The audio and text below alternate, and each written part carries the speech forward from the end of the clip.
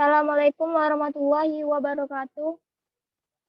Kami dari kelompok 9 akan mempresentasikan hasil diskusi kelompok kami yang berjudul Strategi Portofolio Obligasi.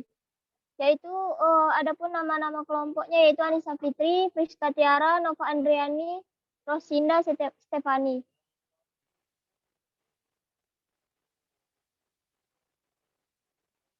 Subbab materi dari kelompok kami yaitu yang pertama pengertian obligasi, yang kedua alasan menggunakan portofolio obligasi, yang ketiga strategi mengelola portofolio obligasi, yang keempat strategi meminimalisir risiko kredit pada obligasi korporasi.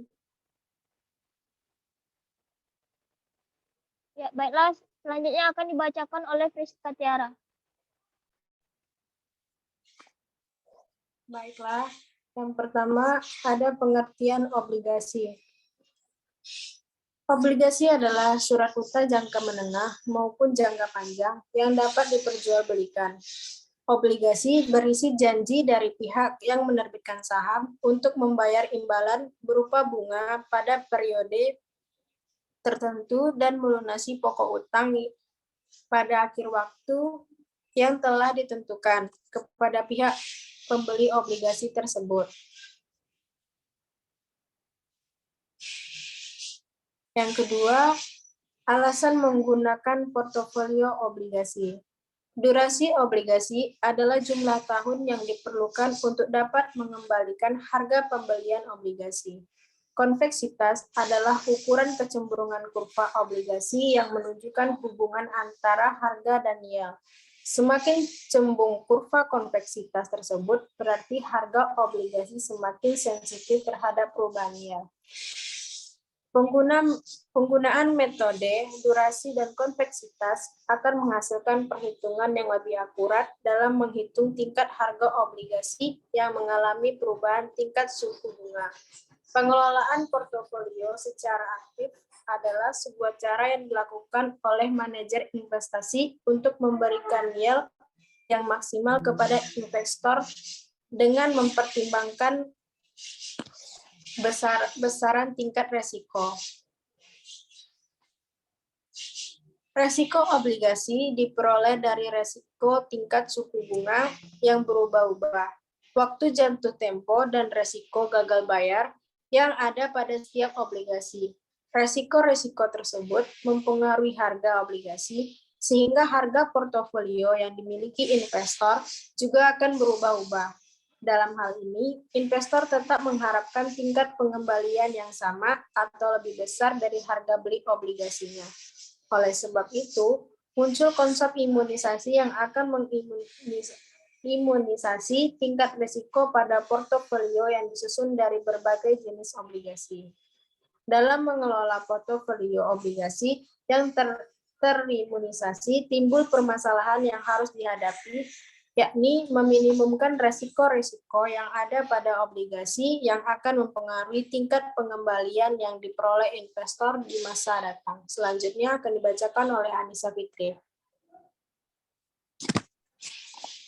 Pengelolaan portofolio yang aktif akan memberikan gambaran tentang situasi yang akan terjadi pada waktu yang akan datang. Dengan demikian, manajer investasi dapat meramalkan tingkat bunga pada waktu mendatang dengan memperhatikan pergerakan tingkat bunga.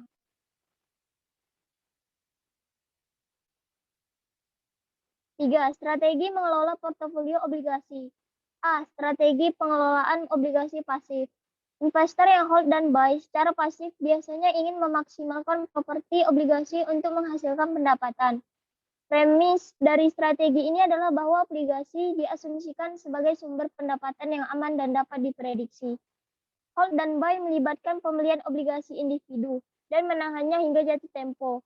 Obligasi tersebut awalnya dapat dibeli dengan premi atau diskon sambil mengasumsikan bahwa nominal penuh akan diterima pada saat jatuh tempo. Satu-satunya variasi dalam pengembalian total dari hasil kupon sebenarnya adalah investasi ulang kupon saat terjadi. Ini mungkin tampak seperti gaya investasi yang malas, tetapi pada kenyataannya, salah satu alasan utama kestabilannya adalah kenyataan bahwa strategi pasif bekerja paling baik dengan obligasi berkualitas sangat tinggi yang tidak dapat ditarik seperti obligasi pemerintah atau obligasi korporasi atau kota media. tingkat investasi. Jenis obligasi ini sangat cocok untuk strategi beli dan tahan karena menekan risiko. Selanjutnya akan dibacakan oleh Rosinda Stefani.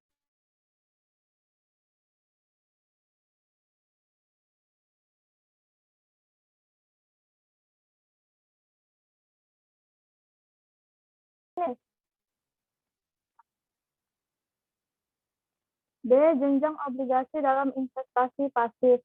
Strategi pengelolaan aktif adalah strategi yang menganalisa dan mengestimasi perubahan tingkat suku bunga.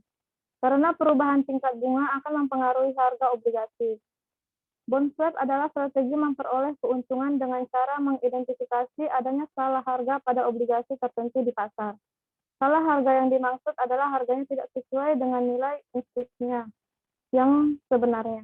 Jadi strategi pengelolaan aktif hanya bisa dilakukan oleh investor yang bisa menganalisa perubahan suku bunga. Mencari obligasi yang salah harga, tahu kapan harus membeli dan kapan harus menjual. Perbedaan mendasar antara strategi pengelolaan aktif dan strategi pengelolaan pasif adalah data yang diperlukan.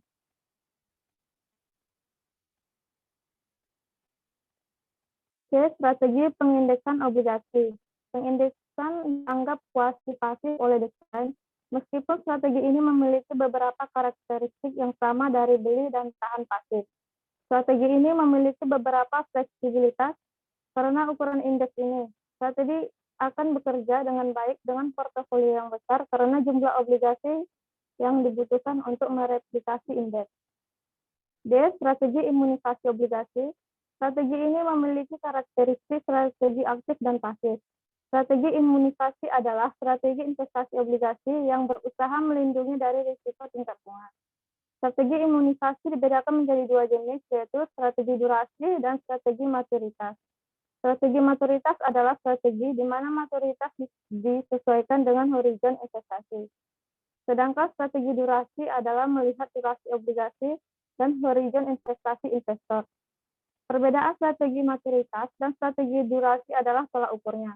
Strategi maturitas menggunakan tolak ukur maturitas, sedangkan strategi durasi menggunakan tolak ukur durasi dan tidak memperhatikan maturitas. Persamaan strategi maturitas dan strategi durasi adalah harus adanya horizon investasi. Bahaya dan strategi imunisasi sama dengan strategi pengelolaan pasif adalah tidak memperhatikan adanya risiko default atau fail.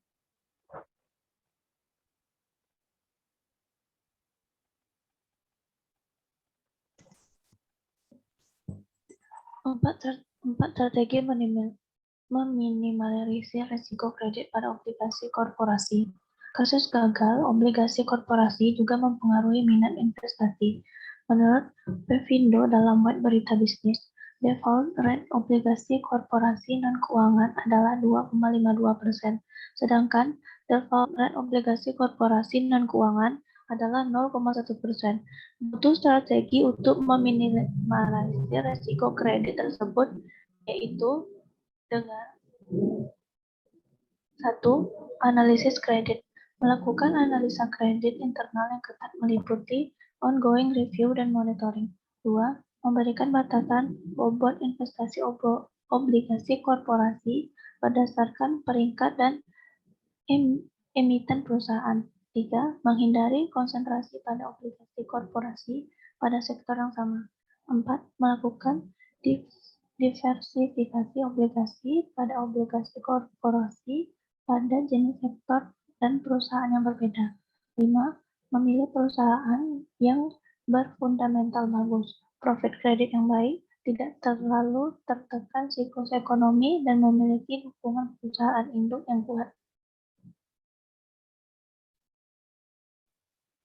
Baiklah, sekian dari presentasi kelompok kami. Apabila ada salah kata, kami mohon maaf.